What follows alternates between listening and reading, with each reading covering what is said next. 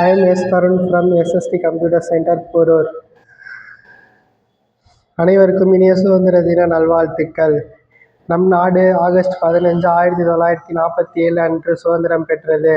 இன்று நாம் 80வது சுதந்திர தின நாளை கொண்டாடி வருகின்றோம். நமது தாய் நாட்டின் சுதந்திரத்திற்காக தங்களின் இன்னுயிரையும் தியாகம் செய்த ஒரு சுதந்திர போராட்ட வீரர் ஒருவரை காண்போம். பெற்றெடுத்த தாய்க்கும் தத்தெடுத்த தமிழுக்கும் என் முத்தான முதற்கண் வணக்கத்தை தெரிவித்துக் கொள்கிறேன். தமிழன் என்று சொல்லடா, தலை நிமிர்ந்து நில்லடா.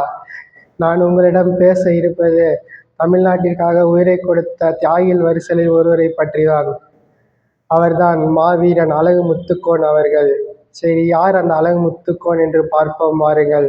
18ஆம் நூற்றாண்டில் ஆங்கில கிழக்கிந்திய கம்பெனி ஆட்சி தமிழ்நாட்டில் தொடங்கிய காலம். அந்த காலத்தில் தமிழ் மண்ணின் சுதந்திரத்திற்காக வளைந்து நின்ற வீரர்களில் ஒருவர்தான் மாவீரன் அழகு முத்துக்கோன் அவர்கள்.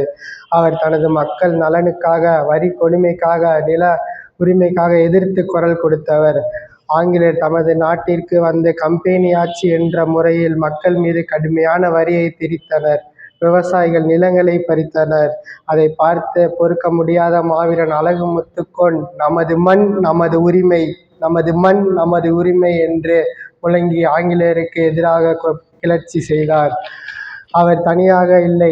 புலித்தேவர், வீரபாண்டிய கட்டபொம்மன், மது சகோதரர் வரிசையில் நின்று ஆங்கிலேயர்களை எதிர்த்து நின்றார்.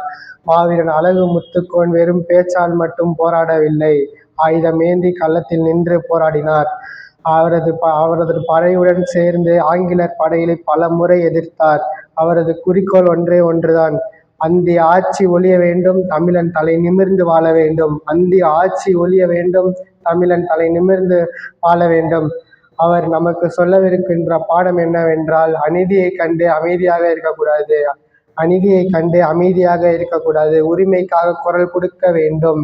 அதனால் அவரை தென்னிந்திய விடுதலை போரின் முன்னோடி என்று அழைக்கிறார்கள்.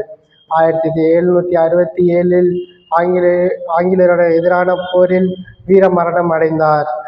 அவரது மரணம் தமிழ்நாட்டின் பலருக்கு ஊக்கம் கொடுத்தது.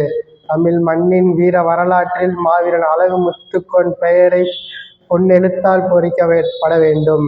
வீர வணக்கம், வீர வணக்கம். மாவீரன் அழகு முத்துக்கோனிற்கு வீர வணக்கம். நன்றி, வணக்கம்.